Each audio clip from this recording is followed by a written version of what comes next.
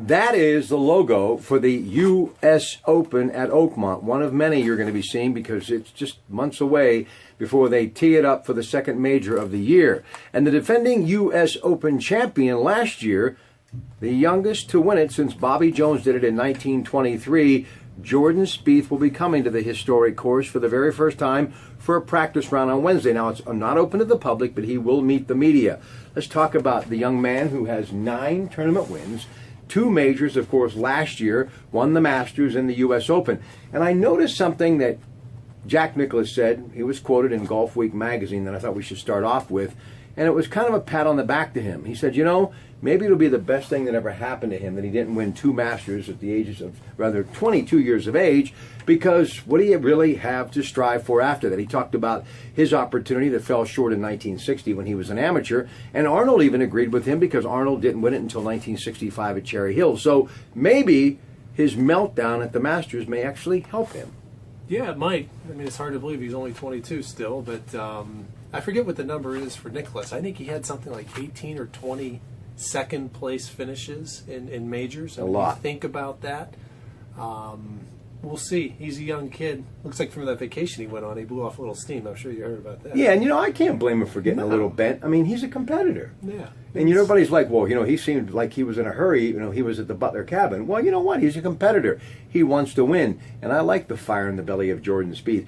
And he is coming. And I got to believe this week when he shows up in the wonderful suburb of Plum at the Oakmont Country Club, which happens to be the oldest historic course of its kind in the United States. 1903, 113 years ago when it was founded, total holes 18. That's going to be like stepping on hallowed ground. Well, it's hosted more U.S. Opens than any other course ever, and the USGA seems to love it because they can make it as tough as they want to make it. So, yeah, it's historic, all right. Well, I did a little research. The first in 1923, the last in 2007.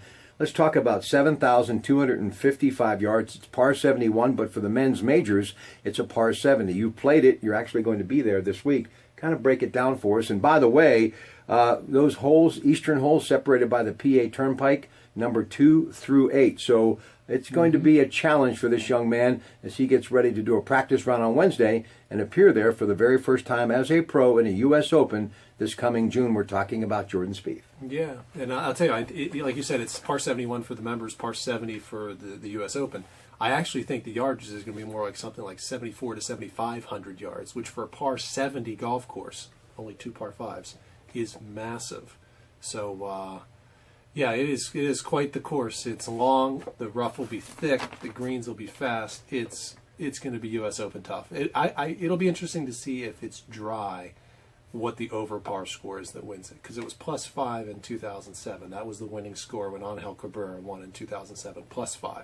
You realize 43 years ago, the record 63 set by Johnny Miller in the 73 U.S. Open still stands to this day. That's pretty incredible. That is. You know the story about that. They got some rain throughout the tournament, and apparently the sprinkler system on Saturday night was on overnight in error. And that course was really soft, and he went out and shot 70 or 63 rather. So Tiger says toughest test anywhere. Arnie, you can hit every green, 72 of them in regulation, and still not come close to winning. Rocco Mediat says that the greens are impossible. I love this one from Lee Trevino. It says every time he two-putted a green, he knew he was really leapfrogging someone on the Gaining leaderboard. ground. Right. And Johnny Miller says it's a great test for a player's ability to putt. And Jordan Spieth can putt. So as he putts at this practice round, may kind of give him an idea. Well, unless the weather interrupts it, that he may have a chance to actually win this thing. yeah, I mean they're gonna have 5, 10, 15-foot putts all week for par. Forget birdie putts from that length. Yeah, they'll have a couple, but they'll have 10 and 15 footers for par. Why not go with the kid that's the best putter in the world? That's Jordan Spieth. As he looks at this and maps it out with his caddy, just a couple of highlights that come to your mind, other than the obvious, as he gets set for his practice round. Again, not open to the public. He will meet the media on Wednesday, Jordan Spieth. Just give me some of your thoughts. Yeah, you got to drive it in the fairway, and you got to make putts. I mean, the bunkers out there off the tee, forget the greenside bunkers, the bunkers off the tee are so deep and so penal that most of the time, Rob, you're literally pitching the ball out sideways 10 yards, 20 yards back into the fairway just to get it out, and then you're going to hit 3 into the green and hopefully make a bogey.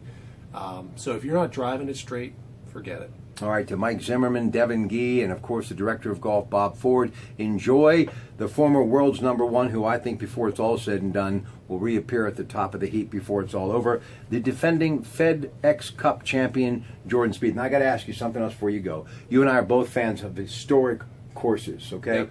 And I was talking about the Longview Club, and every time I go there, I feel like I'm in Scotland. I just love it. I want to talk about that a little bit if we can. 1920 is when it was founded. Why do you like that course so much? I just love old-fashioned, old-style golf courses. It has a beautiful big stone clubhouse as you're driving up. It's an old, you can tell it was made before bulldozers were around. It was, the land is the land, and they built the course around it. I love old golf courses like that. Fox Chapel Golf Club. Just love those courses. Fox Chapel Golf Club, let's talk about that.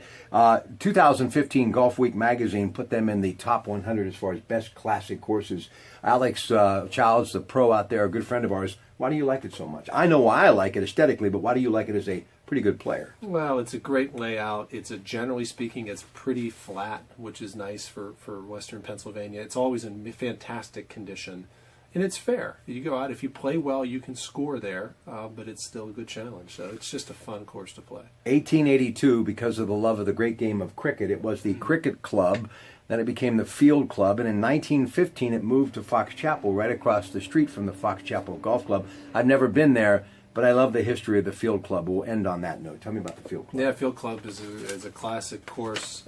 Little hillier, a lot hillier actually than Fox Chapel, but great old style course, and yeah, great place. A lot of fun. Early thoughts on the U.S. Open? I go with the guy that hits it straight and makes putts. I mean, I think that's Jordan Spieth. I mean, I think Jason Day will be there. You could pick anybody from the top 15 or 20, and if they win, you wouldn't be surprised. But I'll bet you Day comes back, or Spieth comes back pretty strongly. All right, Craig McRoberts, ladies and gentlemen, just some thoughts as the former #1 is coming for a practice round on Wednesday. Again, not open to the public, but he will meet the media. The great Jordan Spieth. Have a good day.